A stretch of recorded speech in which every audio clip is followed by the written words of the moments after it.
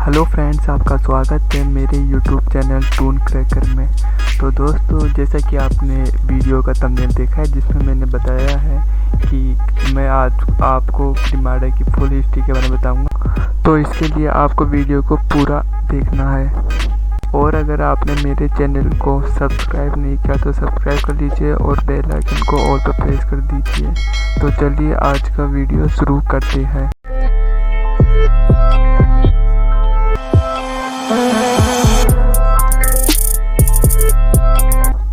यह है कि बहुत साल पहले एक राज्य होता है जिसका नाम प्रतापगढ़ होता है। उस राज्य का जो राजा होता है वह बहुत अच्छा होता है, न्यायप्रिय होता है, लेकिन वह बूढ़ा हो जाता है जिसके कारण उसमें कोई शक्ति नहीं होती और फिर वह एक दिन ख़त्म हो जाता है। फिर और उसका बेटा होता है किरमाड़ा। किरमाड़ा अन्यायी होता है, वह अपनी जनता पर अन्याय करता है। इसी वजह से वहाँ की जनता उस राज्य को छोड़कर कहीं और चली जाती है। इस बात से किरमाड़ा को बहुत गुस्सा आता है और फिर वह क्या करता है, वह सारे राज्यों को कैप्चर करने की कोशिश करता है। वह चाहता है कि वह सारे राज्यों को हासिल कर ले। तो वह धीरे धीरे करके सारे राज्यों को कैप्चर कर लेता है क्योंकि उसकी सेना बहुत बड़ी थी।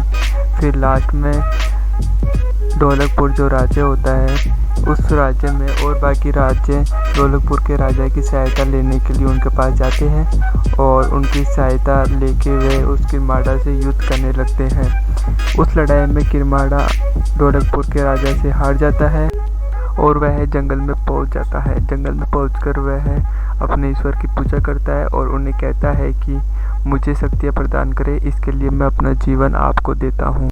ऐसा कहकर वह अपने आप को मार डालता है। उसके बाद उसके मर जाने के बाद उसके आके आते हैं और उसे कहते हैं कि जो कोई भी तुम्हारे इस कहानी को पढ़ेगा तुम उसी वक्त वापस आ जाओगे और उस वक्त तुम्हें कोई नहीं हरा पाएगा।